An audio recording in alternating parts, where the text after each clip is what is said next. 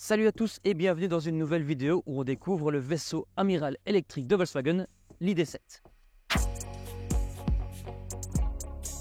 Et oui, après l'ID3, l'ID4, l'ID5, eh bien il y a l'ID7. Mais en fait c'est parce qu'en Chine il y a déjà l'ID6 et avec l'ID Buzz, ce qui fait que cette ID7 en fait c'est le 6e modèle de la gamme électrique de Volkswagen.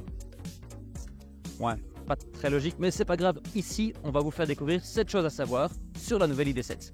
Vu que c'est une électrique de la famille ID, elle repose évidemment sur la plateforme MEB 100% électrique de Volkswagen. Sauf que ici, c'est le vaisseau amiral à 4,96 m de long.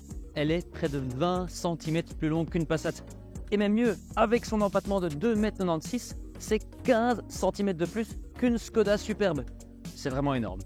Puisque c'est le vaisseau amiral de la famille ID, elle reprend évidemment les codes stylistiques de la famille ID.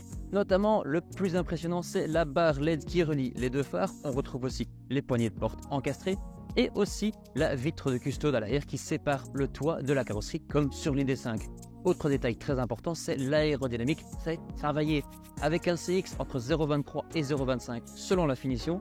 Cette ID7, elle se rapproche assez fort d'une autre électrique américaine. Une Tesla quoi.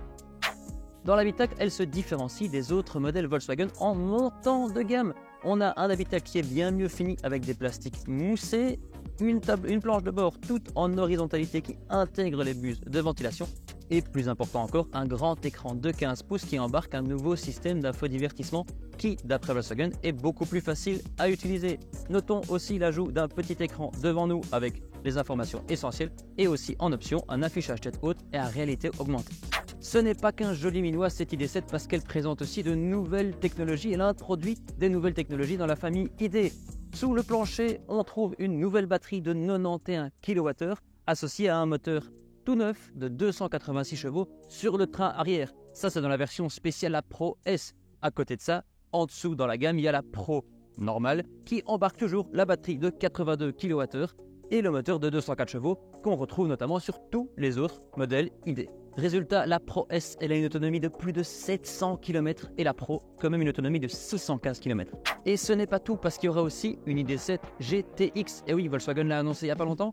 Par contre, on ne sait pas encore la puissance. Ce qu'on sait, c'est que comme sur les ID4 et les ID5 GTX, il y aura un autre moteur sur le train avant.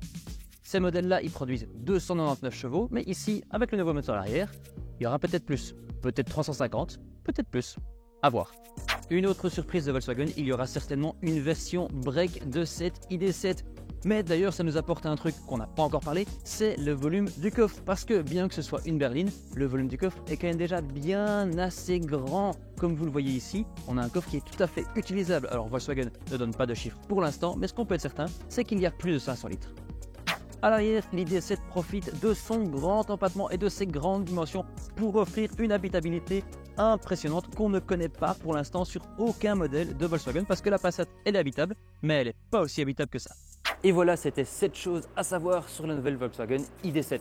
Merci d'avoir regardé cette vidéo, n'oubliez pas de vous abonner à la chaîne, de mettre un commentaire et pourquoi pas de liker cette vidéo. Nous on se voit dans la prochaine vidéo. Salut!